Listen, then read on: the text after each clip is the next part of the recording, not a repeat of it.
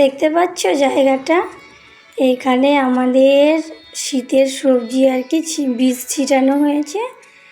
এইটা আর কি পরিষ্কার করে দেখতে পাচ্ছ অনেক বড় জায়গা হয়ে গিয়েছে। এখানে কিন্তু অনেক রকমের আর কি সবজি চাষ করা হবে। আর যখন সবজি হবে তখন দেখবে পুরো জায়গাটা একেবারে সবুজে ভরে যাবে। আর ওই যে দেখতে পাচ্ছ পুঁইয়ের ডাঁটা, অনেক পুঁইয়ের ডাঁটাগুলো খুব সুন্দর হয়েছে জানো তো, মানে এত সুন্দর লাগছে দেখতে। আমাদের পাড়াতে যে মানে দেখছে বলছে আমাদেরকে দিও, অনেকজনকে আমরা কিন্তু পুঁইয়ের ডাঁটা দিয়েওছি। অনেক হয়েছে, অত কী হবে, আমরা তো অত ধরো খাই না, কবে একদিন খাই। আর ওদিকে কিন্তু সেই কুড়েখাড় গাছ হয়েছে, যেটা খেলে আর কি গায়ে রক্ত হয়, ওই গাছগুলো ওই যে পাশে দেখতে পাচ্ছ, ওইগুলো বেশ কিন্তু সুন্দর হয়েছে। আর এইখানে কিন্তু শীতের সবজির বীজগুলো ছিটানো হয়েছে। যখন সবজির বীজগুলো আর কি বেরোবে, যখন বড় হবে তখন কিন্তু খুব সুন্দর লাগবে দেখতে, তোমরা অবশ্যই দেখতে পাবে। তো আজকের ব্লগটা বিকাল থেকেই শুরু করলাম, সারাদিন একটু ব্যস্ততার মধ্যে থাকার জন্য আর কি ভিডিও আমি শ্যুট করতে পারিনি। তো বিকেলবেলা থেকে আজকে ব্লগটা শুরু করা হলো। তোমাদেরকে তো দেখালাম আমাদের ওই বীজগুলো ভিজিয়ে রেখেছিলাম, এর আগের ব্লগে দেখেছো ওইগুলো আর কি, ওই যে আমাদের বাড়ির এ সাইডে করে আর কি বীজগুলো সব ছিটিয়ে দেওয়া হয়েছে। তো বাগানে এলাম, বাগানে এসে দেখছি কিছু পাই নাকি। এখন তো ধরো পেয়ারা ছাড়া সেরকম কিছু নেই, এই পেয়ারা আছে আর সপেতা গাছটায় কিছু সপেতা আছে, কামরাঙা আর লেবু, এগুলোই আর কি এখন আছে সেরকমভাবে। আমের সময় তো অনেক কিছু ধরো থাকে। তো পেয়ারাগুলো কি বলো তো, দেখছি মানে যে পেয়ারাটা ভাবছি থাক এখন তুলবো না, সকালে তুলবো, সকালে এসে দেখছি পাখিতে খেয়ে নিয়েছে। এর আগে তো অনেক পেয়ারা ছিল গাছে, সেইগুলো তো সব মানে তোমার পোকা হচ্ছিল, বৃষ্টি হচ্ছিল খুব, সেই জন্য কিন্তু প্রচুর পোকা হচ্ছিল, একটা পেয়ারাও কিন্তু ভালো ছিল না। আর এখন মানে সব পেয়ারাগুলো খুব সুন্দর হয়েছে খেতে। আর এই যে দেখতে পাচ্ছ সব পেয়ারাগুলো যেগুলোই আর কি ভালো ভালো রেখে যাচ্ছি, পরে খাবো, মানে গাছ থেকে পেরে টাটকা খাবো, এখন হয়তো খাওয়ার সময় নেই বা ইচ্ছা নেই এরকম ভাবছি, কিন্তু পরে আর এসে পাচ্ছি না সেইগুলো। এই দেখো দেখতে পাচ্ছ কত পেয়ারা, যেগুলো আর কি খাওয়ার মতো সেইগুলোই পাখিতে এভাবে খেয়ে নিচ্ছে। তা খাবি খা, একটা দুটো খা, তা না সবগুলোকে অর্ধেক খেয়েছে নষ্ট করছে, আবার একটু খেয়ে রেখে দিচ্ছে, খেলে অনেক মানে সবটা খেয়ে তা করছে না জানো তো। সেই জন্য দেখে দেখে কয়েকটা আবার পেলাম পেয়ারা। আর দেখতে পাচ্ছ বাগানটা কি সুন্দর লাগছে দেখতে। আর কিছুক্ষণ আগে কিন্তু বৃষ্টি হয়েছে, সেই জন্য দেখতে পাচ্ছ একটু ভেজা ভেজা হয়ে আছে। আর ওইদিকে কিন্তু অনেক জঙ্গল হয়েছিল, সেগুলো সমস্ত পরিষ্কার করা হয়েছে, বাগানটা আর কি পরিষ্কার করা হয়েছে, দিয়ে কিন্তু আরও সুন্দর লাগছে। আর আমাদের কিন্তু ওই যে দেখতে পাচ্ছ এখানে এবার পাটকাঠিগুলো আর কি রাখা হয়েছে। গ্রামের বাড়ি বুঝতেই পারছো, সব কিছুরই প্রয়োজন হয়, সেই জন্য এখানে আর কি পাটকাঠিগুলো রাখা হয়েছে। আর এর আগে কিন্তু অন্য জায়গায় আমাদের রাখা হতো, এবার আর কি বাগানের মধ্যেই রাখা হয়েছে। আর এই যে দেখতে পাচ্ছ এইদিকে বৃষ্টির জন্য সব গাছগুলো ভেজা ভেজা, বেশ দেখতে ভালো লাগছে। আর ওই জায়গাটা ফাঁকা ফাঁকা মনে হচ্ছে, তাই না? এর আগে তো দেখেছো এরকম ফাঁকা ছিল না, ওই যে একটা আতা গাছ বসানো হয়েছে ওই জায়গাটা একটা বিশাল চেরি ফলের গাছ ছিল। তো চেরি ফলের গাছটা আর কি কেটে দিয়েছে।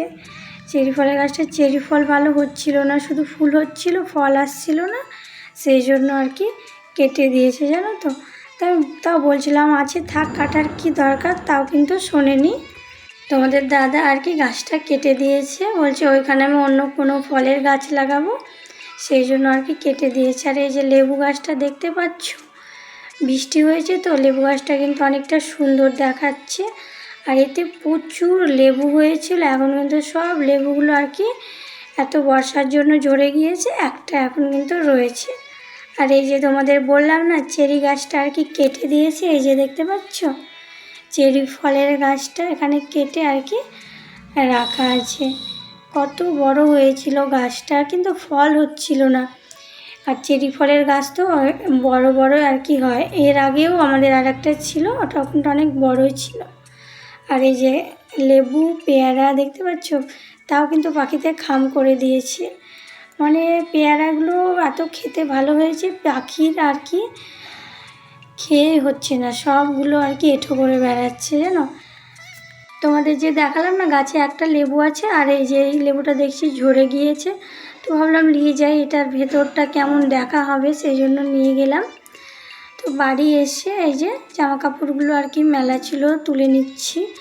এগুলো আর কি জামা কাপড়গুলো স্নান করে মেলে দিয়েছি, তারপরে পরে কিন্তু বৃষ্টি এসেছে, সেই জন্য কিন্তু আমি আর তুলিনি। দেখতে পাচ্ছ সব জামা কাপড়গুলো কিন্তু ভেজা হয়ে আছে, এইগুলো কিন্তু আমাকে ওপরে কোথাও মেলে দিতে হবে। আর তুলিনি সেই জন্য বৃষ্টিতে ভালো মতোই ধরো ভিজে গিয়েছে, আর ভিজা জিনিস সেই জন্য আরও আর কি তোলা হয়নি জানো তো।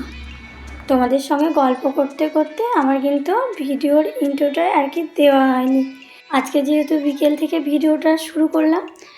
গুড ইভিনিং বন্ধুরা, তোমরা সবাই কেমন আছো? আশা করি তোমরা সবাই খুব ভালো আছো আর সুস্থ আছো।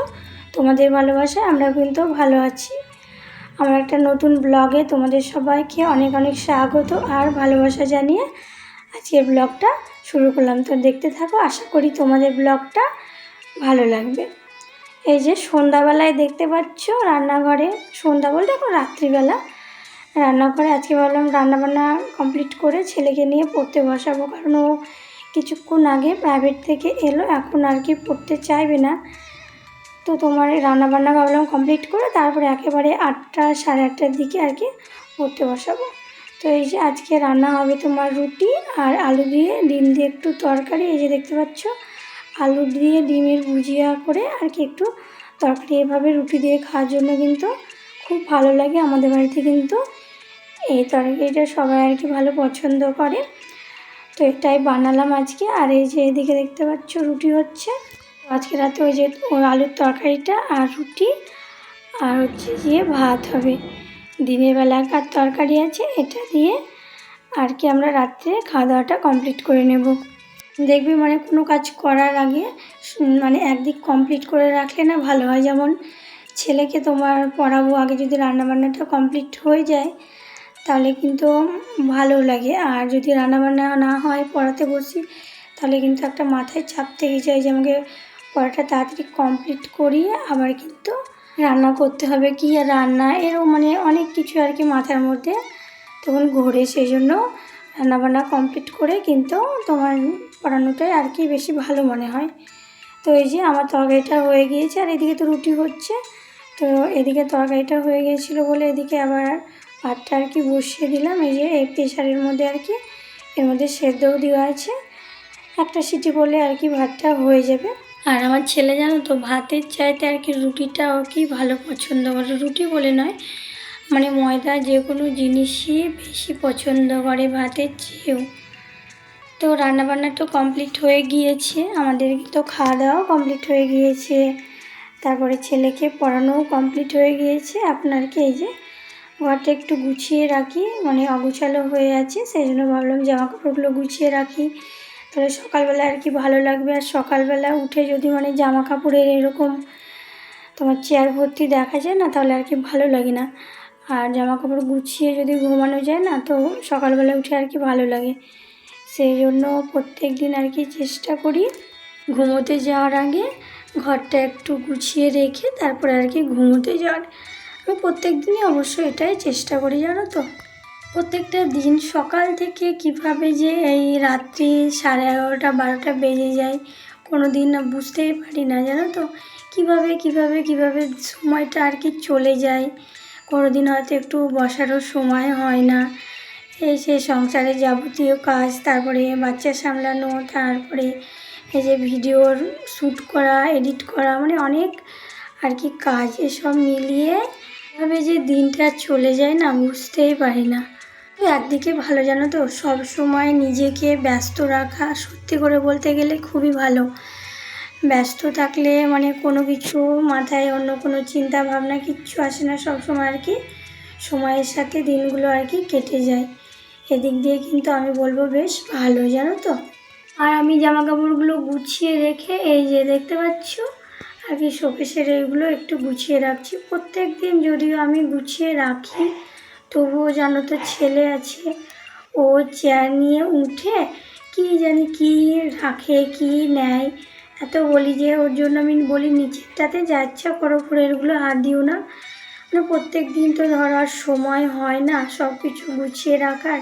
কোনো দিন হয়তো অগুছালোই হয়ে থেকে যায়, তখন হয়তো বাড়িতে হট করে কেউ চলে আসে, তখন জানো তো মানে নিজেকে অনেক খারাপ লাগে যে আজকে অগুছালো হয়ে আছে আর আজকে মানুষ এলো, এরকম একটা মনে হয় জানো তো। চলো আজকের ব্লগটা এখানে রাখলাম, আর বড় করলাম না। দেখা হবে একটা সুন্দর ব্লগে।